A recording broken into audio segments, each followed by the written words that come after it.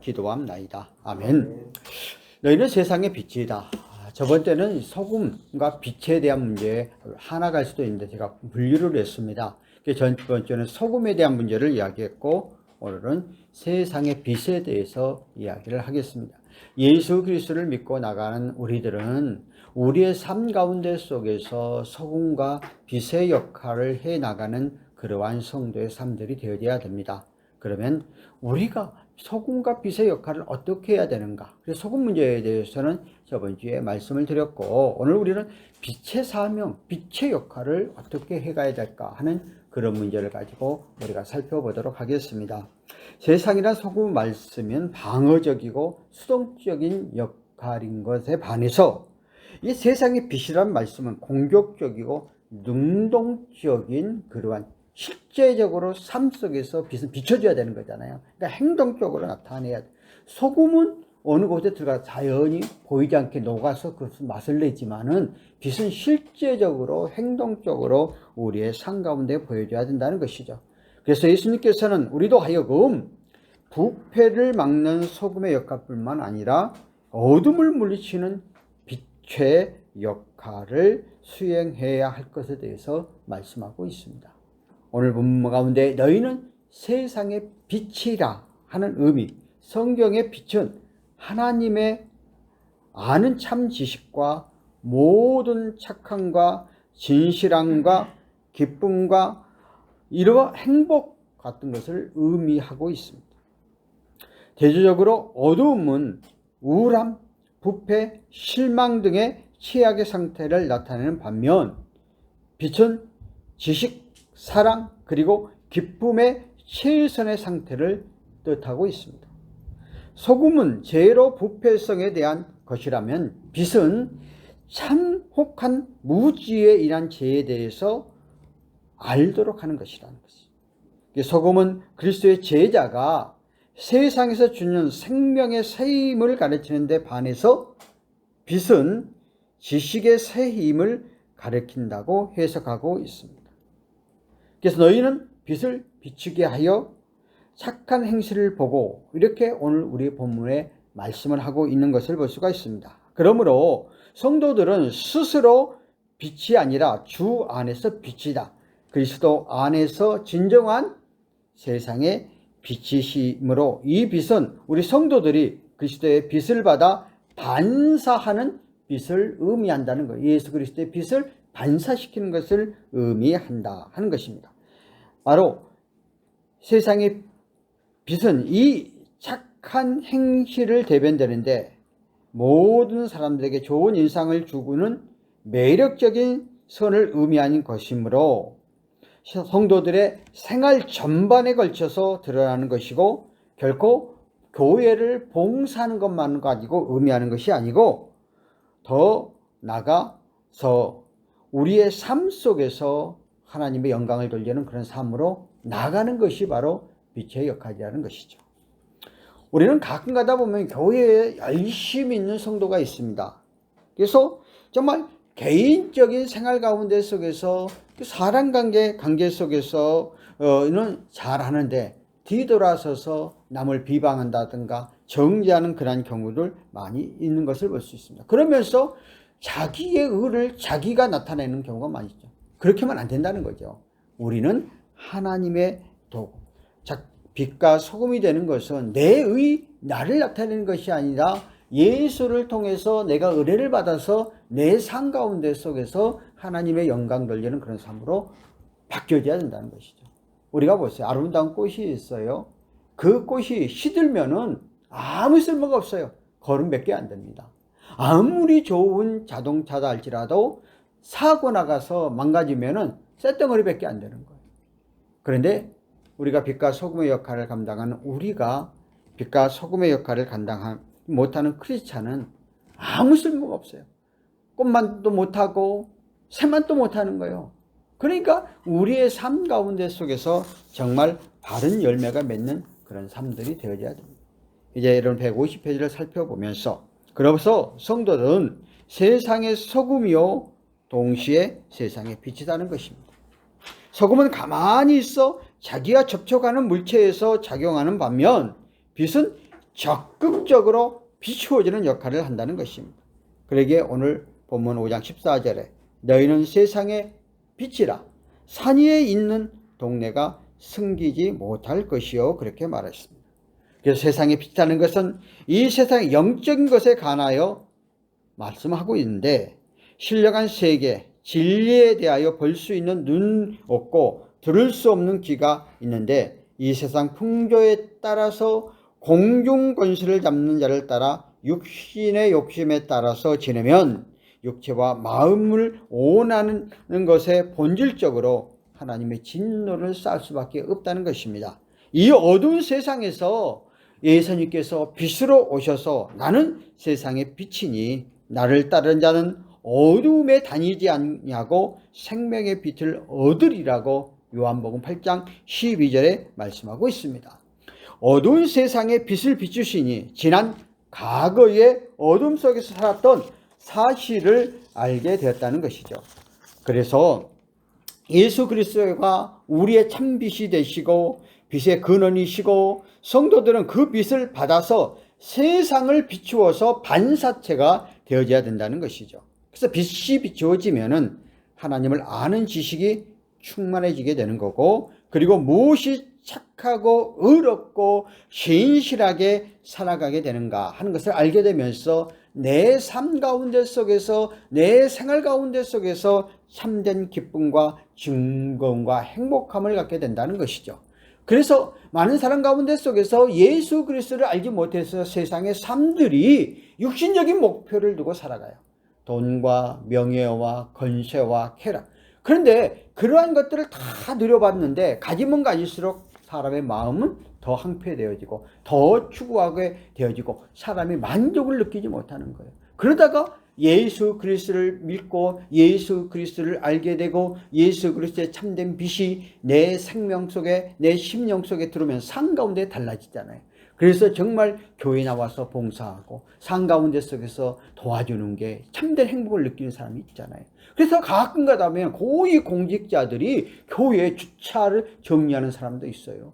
또 그 장로님들이 교회 화장실 청소하는 분도 많이 있어요. 그것은 뭐예요?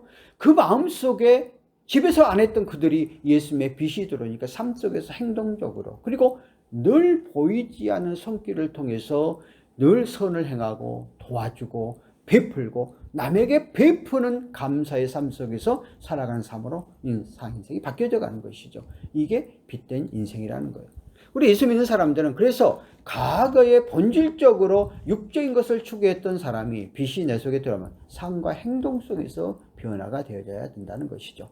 오늘날 우리 한국 교회가 많은 손가락질을 받는 것은 정말 초창기에 복음이 1%, 5%밖에 되지 않을 때도 세상의 빛의 역할을 감당하여서 예수 믿는 사람들이 들어가면 그 사람들의 희생과 헌신을 통해서 많은 사람들이 변화되고 달라지고 하니까 존경을 받았죠. 요즘은 거저 크리스찬이 통계적으로 17%가 대한민국에 됐다고 그런데도 불구하고 이 손가락질을 당하는 이유는 삶 가운데 속에서 행동적으로 실전적으로 보이지 않기 때문에 그렇습니다. 저로 이제 제가 88년도에 신학교를 졸업하고 전부 순창에 가서 개척을 했거든요.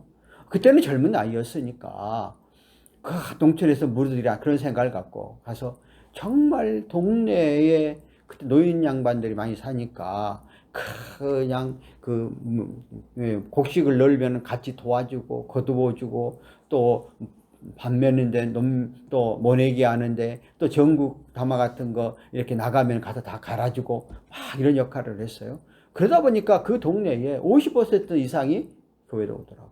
그 믿음이 있어서 오는 게 아니라 그냥 그것 때문에 와. 그 잘해준 것 때문에. 그리고 우리 교회를 지나서 그 방앗간이 있어요. 그런데 한 이장 부인이 적극적이어서 우리 교회에 왔는데 말을 해줘가지고 첫 열매 이야기를 해가지고 방앗간을 찌면은 예수 믿지 않는 사람들이 옛날에 그 절간에 그 가장 먼저 갖다주는 그런 심정으로 쌀을 찌갖고 우리 교회에다 갖다주고 가는 거야.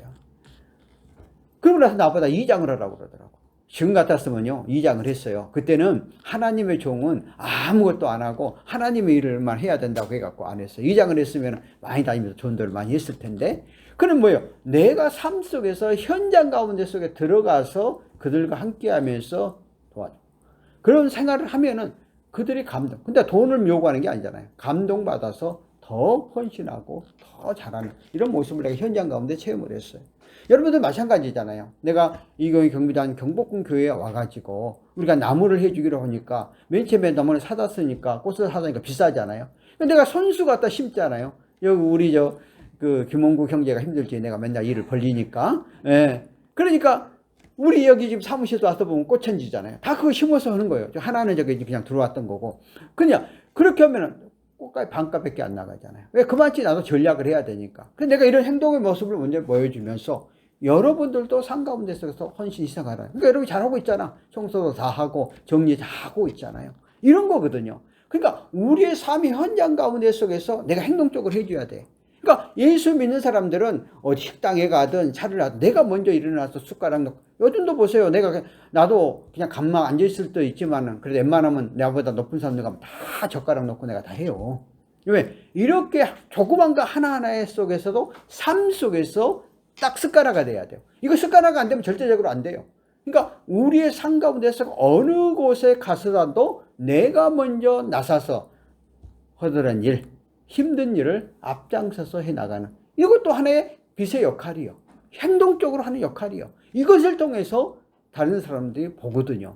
그러면서 저 사람은 정말 예수 믿는 사람으로서의 삶 속에서 그런데 내가 안 하고 받기만 하고 내가 이 상점만 되려고 하면 안 된다는 거잖아요. 그러니까 이런 것들이 빛의 역할을 하는 그러한 것이다 하고 우리는 큰 것부터 하려고 하지 말라는 거예요.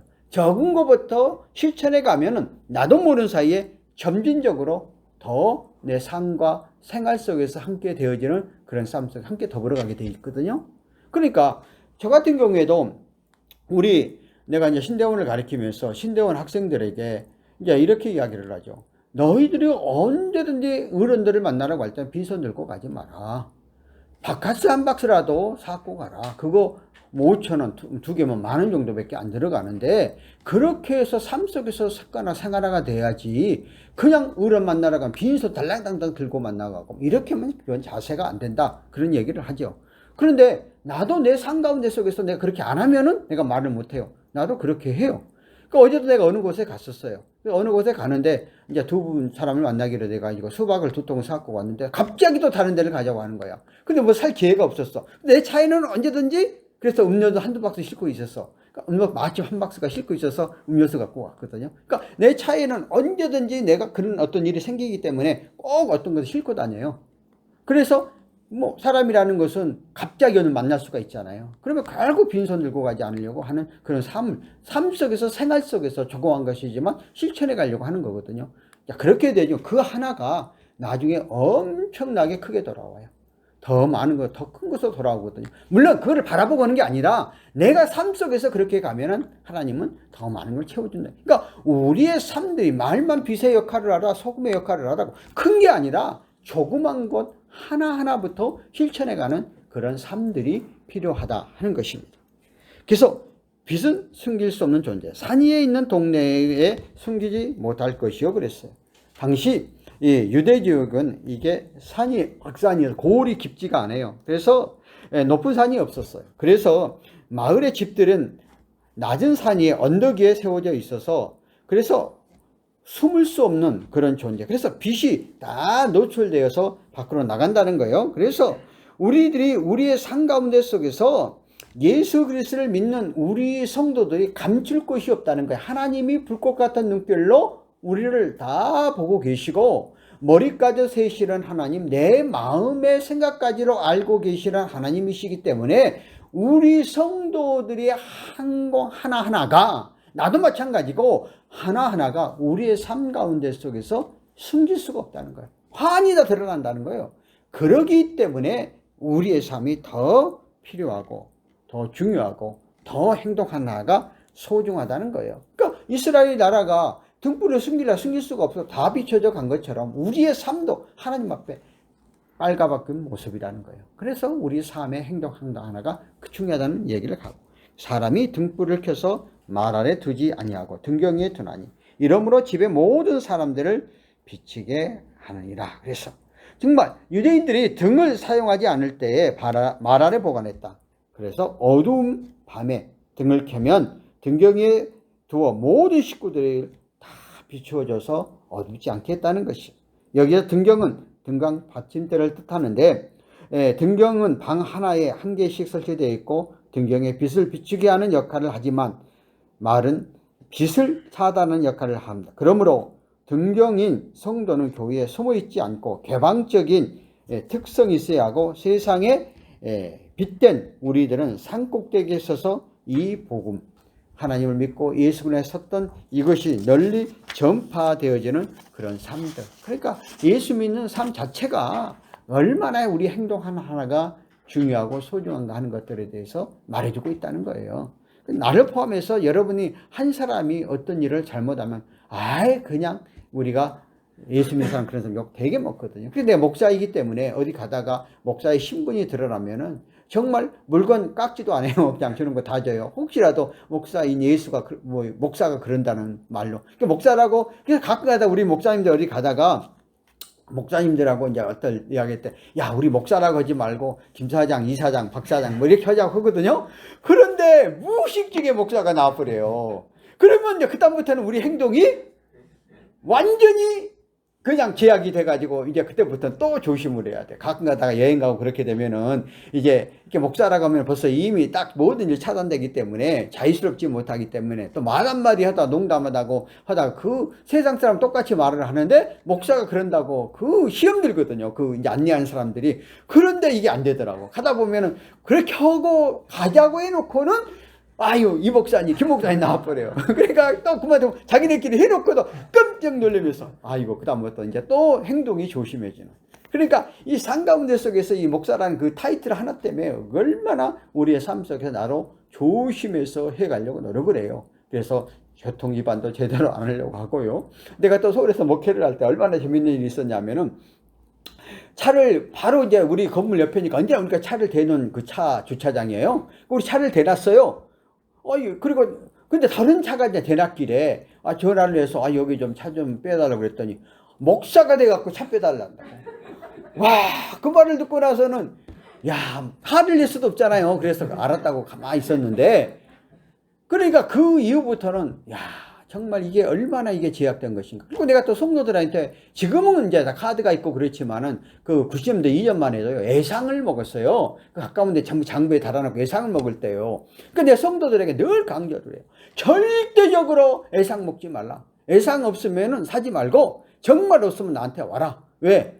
애상을 해가지고 사람이 다 기억 못하기 때문에 잠시 잊어먹고 안 주잖아. 그러면 예수 믿는 사람이 안 줬다고 그것 때문에 이제 그 사람은 영원히 교회를 안 나오는 그 계기가 되거든요. 그러니까 한 사람은 실족시키면 연자맷돌을 매다고 성경 말하잖아요. 근데 우리도 모르는 사이에 내 행동 하나 때문에 그 사람을 실족해가지고 교회를 나오지 못하게 만들어버린단 말이에요. 그러니까 우리의 삶 가운데 속에서 정말 중요한 거예요. 요 며칠 전에 그 대령으로 예편했던 사람과 같이 우리 사무실을 찾아봤어서 이제 이야기를 하는 가운데 속에서 본인이 그 중고등학교 때 그 스승을 이제 장례식을 치렀다는 거예요. 근데 그 스승이 자기가 교회를 다니고 있는데 너에 대해서는 내가 좋아하는데 나는 교회를 싫어한다고 노골적으로 이야기를 한다는 거예요. 그 이유가 뭐냐 했더니 그 스승께서 군대를 가가지고 예배를 드리는데 교회를 갔더니 지금 옛날에 그 헌금 바구니 있잖아요. 채를 해가지고 그 헌금 바구니 이렇게 앞에다가 있잖아요. 헌금을 하고 헌금을 안 내면 안 가고 계속 대고 있더라는 거야. 그래가지고 그것에 시험이 들었다는 거야. 그래서 교회 가서 강제로 돈을 뺏는. 그러니까 난 지금 이해는 안 돼요. 지금 웬만하면 다 교회에서 또 군대에서 이렇게 헌금 강요 안 하는데 어떻든 그게 상처를 받아가고 교회에 대해서 아예 담을 쌓고 살았던 거예요. 그런데 놀라운 것은 아들이 정말 똑똑을 해가지고 키스트에 가가지고 이제 다니다가 교회에 신앙생활을 하게 됐고, 그러다가 결국 40대 돼가지고 아들이 40대 돼가지고 이제 아들이 교회에서 결혼하게 됐고 뭐 그 사연이 깊더라고. 그리고 나서 결국 이제 예수를 믿게 돼가지고 마지막 장례를 본인에게 해달라고 해서 장례식을 다 해주면서 정말 마음이 뿌듯하더라. 그래서 하나님의 뜻과 섭리는 놀랍더라 이런 얘기를 하더라고. 근데 내가 지금 뭐를 말하느냐면은 조그만 거 우리들도 모르는 조그만 행동 하나에 상대방의 상처를 받는단 말이에요. 그러니까 우리가 그렇지 않도록 무단히 노력을 해야 돼. 그러니까 예수 믿는 우리는 우리의 삶 가운데 속에서 이런 삶들을 하기가 참 힘들고 어렵죠. 세상에 살아가기가 힘드는데 그런 삶 속에 살아가라는 그런 얘기죠. 그래서 우리의 빛은 사람 앞에 비치고 하늘에 계신 아버지께 영광을 돌리게 하라. 마태복음 5장 16절 너희는 이같이 사람 앞에 비치게 하고 그들을 너희 착한 행실을 보고 하늘에 계신 아버지께 영광. 착한 행실. 그러니까 우리의 삶 가운데 속에서 세상 사람의 기준과 세상 사람의 의가 다르. 자기들은 똑같이 이상한 일을 하면서 우리는 그렇게 하면은 더 욕먹는다 이 말이야. 그러니까 그러지 않도록. 그러니까 예수 믿고 하나님의 말씀대로 산다는 게 얼마나 힘들고 어렵다 하는 것에 대해서 말해주고 있는 거예요. 그런데 우리는 하나님의 자녀 천국 시민권자가 되었으니까 우리의 삶 가운데 속에서 그러한 삶을 살아가라는 것이죠.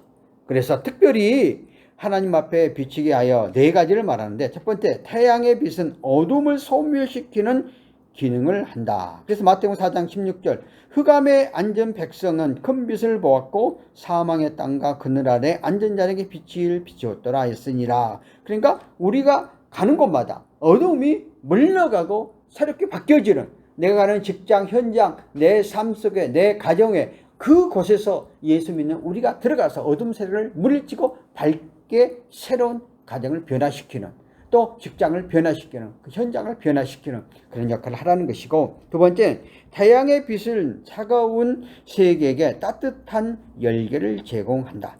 자, 태양의 빛은 추운 곳에 태양이 비춰지면 따뜻해지잖아요. 그래서 우리가 다 추우면 온기 있는 햇빛에 지금은 시스템이 잘 돼 있지만 우리 어릴 때 같은 경우에는 그냥 다 추울 때가 양방시설에 안 돼 있기 때문에 빛이 비치는데 그 처막 끝에 앉아갖고 쬐고 막 그런 경험이 있는데 그 말은 우리가 서 있는 그런 삶 속에서 내가 행동적으로 삶 속에 들어가서 그들을 안아주고 싸매주고 온기 있게 해주라는 것이죠. 그런 역할을 우리가 해야 된다는 거예요. 그러니까 한 사람이 얼마나 중요하고 소중한가. 한 사람의 며느리가 예수 믿는 사람이 그 가정에 들어와 가지고 희생과 헌신을 통해서 그 가정을 전부 복음화시키는 그런 간증들을 우리는 수없이 많이 듣고 있지 않습니까? 그래서 우리는 삶 가운데 그런 삶을 살았으면 좋겠습니다. 그래서 에베소 5장 13절과 14절에 보니까 뭐라고 그랬어요? 그러나 책망받을 모든 것은 빛으로 말미암아 이제 드러나니 드러나는 것은 빛이니라. 그러므로 이르기를 잠자는 자를 깨워서 죽은 자들 가운데서 일어나라. 그리스도께서 너희에게 비추시리라 하리라. 그래서 정말 우리가 빛으로 나가고 말씀대로 살려고 하면 그 예수님이 성령을 통해서 그러한 일들을 감당하도록 붙잡아 준다는 거예요. 그러니까 우리가 우리 힘으로 할 수가 없다는 거예요. 내가 하려고 마음 먹고 목적을 설정하고 기도하고 나가면 성령을 통해서 우리에게 해 주신다고 말하고 있습니다. 네 번째 보면은 태양의 빛은 모든 식물을 열매를 맺게 한다. 자, 보세요. 여러분들이 지금 똑같은 나무를 갖다 놨는데 우리 경복궁 교회에 보세요. 다 시들었어요. 다 없어요. 지금 치워버렸어요. 지금 우리 여기 사무실에 있는 거 보세요. 지금도 살아있어요. 왜? 여기는 빛이 비치잖아. 근데 경복궁에는 빛이 안 들어오잖아. 그러니까 나무도 잘 못 자라는 거야. 고목나무를 잘 사는데 거기가 다 죽지 않아. 그거 내놨잖아요. 왜? 빛이 못 받으니까. 그러니까 빛을 받지 못하면 죽는데 빛이 들어가면 생명이 되어진다는 거예요. 그러니까 착함이란, 그러니까 이웃의 적극적인 예수를 믿는 사람이 들어가서 그 어둠에 쌓여가지고 우리 사탄 원수마귀들은 우리의 삶들을 억눌려서 삶을 비판적으로 또 부정적으로 삶을 포기하려고 하는 그런 사람들이 주변에 많은데 예수 믿는 우리가 빛을 가지고 말씀을 통해서 가면 새로운 희망과 소망을 가지고 그들에게 새로운 삶을 밝은 삶을 살아가게 만들어줘야 된다는 거고 의로움 또 그 다음에 뭐라고 그랬어요? 진실함. 그래서 결국 열매를 맺게 해준다는 거예요. 그러니까 태양의 빛이 비춰지면 과일에 열매가 맺고 태양의 빛이 없어지면 열매가 없죠. 요즘 지금 우리나라가 걱정하는 게 뭐예요? 이렇게 장마 가지고 햇빛이 잘 안 띄고 그러니까 앞으로 과일, 열매가 안 맺힌다고 그러잖아요. 그런데 빛이 온전히 찌어줘야 되는 것이지만 예수 믿는 우리들이 우리의 삶 가운데 속에서 정말 어둠 속에 있는 그곳에 내가 들어가서 그들로 하여금 열매를 맺혀서 풍성한 삶을 또 구원받은 하나님의 천국 백성으로 만드는 그런 역할을 감당하는 것이 너무 크다는 것이. 그래서 그들이 너희 착한 행실을 보고 하늘에 계신 아버지께 영광을 돌려. 내가 그렇게 많은 사람들을 내 삶 속에서 본을 보여서 구원시키고 예수 안에 돌아오게 하면 하나님 앞에 상급을 받는다는, 하나님 영광 돌리는 상 가운데 속에서 내가 한 영혼이 천하보다 그래야 귀하다고 그랬는데, 영혼을 구원시켜서 천국 백성 만듭니다. 그보다 큰 상이 없다는 거예요. 결국 우리는 착한 행실을 삶 속에서, 생활 속에서 보여줘서 그들로 하여금 예수 그리스도 안에 들어와서 우리의 삶 가운데 속에서 이러한 삶들을 감당해 나가도록 이끄시고 인도하는 것이 우리의 삶이라는 거예요. 저와 여러분들이 이 땅에 살아가면서 정말 팔복 안에서 빛과 소금의 역할을 잘 감당하여서 승리하는 저와 여러분이 되셨으면 좋겠습니다. 살아계신 하나님 아버지 은혜를 감사합니다. 이 시간